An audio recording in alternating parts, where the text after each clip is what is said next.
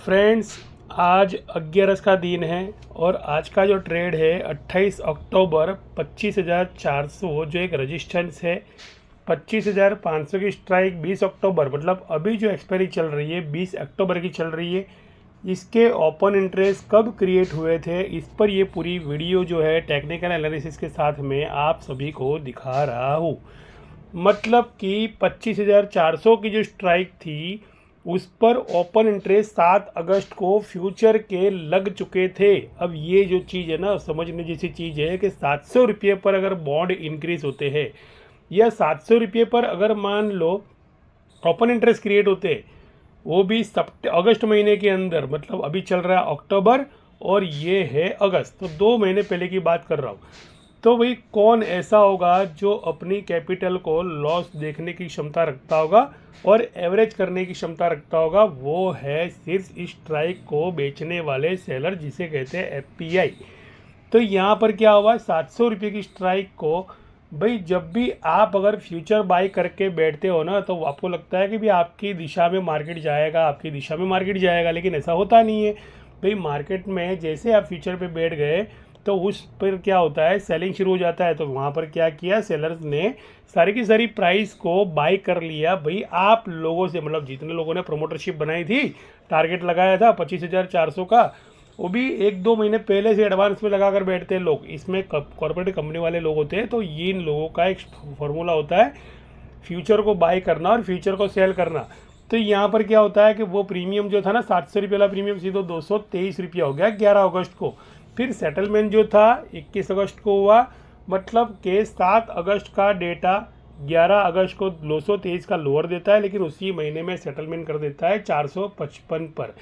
मतलब के टोटल आप अगर मान लो 700 और प्लस 223 तो हुआ 923। 923 का आप आधा करोगे तो आपको 450 दिखाई देगा, जो उन्होंने अपना जो है एवरेज हिट कर लिया। उसके बाद में भी है ना, लोगों ने क्या किया, प्रमोटरशिप छोड़ी नहीं। तो सेटलमेंट होने के बाद में वापस से अगर आप मान लो 21 अगस्त को, मतलब कि आने वाली एक्सपायरी जो थी अगस्त के बाद में सितंबर, तो सितंबर की अगर मान लो फ्यूचर बाय कर रहे हो तो आपको वहाँ पर भी तकरीबन लॉस का सामना करना पड़ा होगा। और वो चीज़ है कि आपको ये दिख रहा है कि नीचे मैंने 11 अगस्त की लाइन बनाई है और उसके नीचे 155% इन्वेस्टमेंट मैंने रिटर्न, क्योंकि जब सेलर्स बेचता है ना, तब उसे भी लॉस देखना पड़ता है। मतलब उसने स्ट्राइक बेची, 21 अगस्त तक लोगों ने प्रॉफिट बुक किया। अगर मान लो जो लॉन्ग टर्म वाले थे उन्होंने खड़े रहे, लेकिन सेलर्स ने क्या किया, वापस से सेलिंग शुरू कर दिया और अपना रिटर्न जो था 11 अगस्त वाला जो लोअर था उसको तोड़कर 1.55% रिटर्न लॉस देखने के बाद में, मतलब 8% लॉस देखा, उसके बाद में 11.55% उन्होंने फ़ायदा लिया। अब जो 3 सितंबर की अगर बात करूँ तो 3 सितंबर को वापस से ये स्ट्राइक सेलिंग करना शुरू कर दी और कॉल की सेल, और कॉल की सेल में टोटली अभी इन लोगों को लॉस दिख रहा है 17 सितंबर को। उसके बाद में वापस से क्या किया, 50 तक, मतलब कि यहाँ से अगर मैं लाइन ड्राइंग करता हूँ तो 1.5% तो भाई साहब ने वहाँ पे कमा लिया था, और उसके बाद में ऊपर से 2% दूसरा, मतलब लॉस देखने के बाद में 2% और नीचे दिया आप 1 अक्टूबर को कमा लिया है। तो ये होता है भाई, सेलर जिस स्ट्राइक पर बैठते हैं, मतलब महाकवि कालिदास जिस डाल पर बैठता है उस डाल को तोड़ना। तो लॉस देखने के बाद में 1.5% कमाना, बस ये इनका 2 बार का फॉर्मूला आपको 2 महीनों के अंदर देखने मिला। ये जो स्ट्रेटेजी मैं आपको दिखा रहा हूँ कि सेलर्स किस तरह से सिर्फ 3% के लिए 2 महीने के लिए इन्वेस्टमेंट करता है और अपनी स्ट्राइक को सेल करता है। तो 3% तो आपको नीचे की तरफ में दिखाई दिया है यहाँ पर। अब वापस से ये स्ट्राइक सेलिंग में आई है और उनको करनी है एवरेज, मतलब कि ये पुट भी सेल कर रहे हैं और कॉल भी सेल कर रहे हैं हेजिंग के अंदर। तो यहाँ पर ये जब बाइंग में आ रही है तो वही फॉर्मूला यहाँ पर देख लो, मैंने लाइन बनाई है और ये लाइन जो बनाई है ये एक हायर है। जब 7 अगस्त को डेटा इंक्रीज़ हुआ और 7 अगस्त के बाद में 21 अगस्त को इसने क्या किया कि भाई सेटलमेंट कर लिया। दूसरा सेटलमेंट जो है 17 सितंबर को किया, मतलब कि दोनों महीने की आधे आधे, और अक्टूबर में जाके इन्होंने तीसरी बार जाके इन्होंने एक हायर देने के बाद में एक सेटलमेंट, मतलब 3 बार सेटलमेंट इन्होंने किया हुआ है।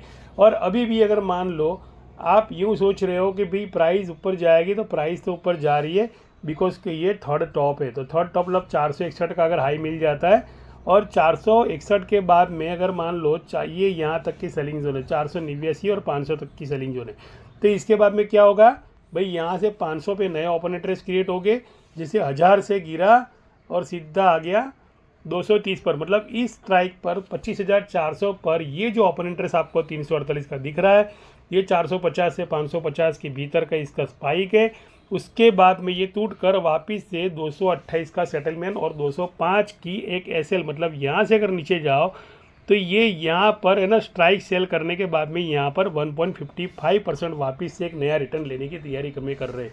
और यहाँ पे चैनल बन रही है इस तरह की। देखो वीडियो थोड़ा लंबा जरूर होगा, लेकिन वीडियो में मैच्योरिटी आपको 100% मिलेगी कि मार्केट में 2 महीने से अगर पहले से प्रमोटरशिप ली है किसी ने, कोई सेलर्स अगर दोनों तरफ की स्ट्राइक बेचता है तो इसमें रिटेल वाले किस तरह से कमा पाएंगे भैया। 2 महीने पहले से ओपन इंटरेस्ट क्रिएट है और रिटेलर ये सोच रहे हैं कि मुझे 10% मिले, 5% मिले और 50% यहाँ पर प्रीमियम गवा देते हैं। तो ये फॉर्मूले पर हमने बात की टेक्निकल एनालिसिस के साथ में, एजुकेशन पर्पज़ के साथ में। तो इस तरह की वीडियो अगर चाहते हो आप, समझदारी वाली वीडियो अगर मान लो कमाना है तो समझना तो पड़ेगा, तो भी मेरी चैनल को लाइक करें, सब्सक्राइब करें और शेयर तो ज़रूर ही करें। Thank you.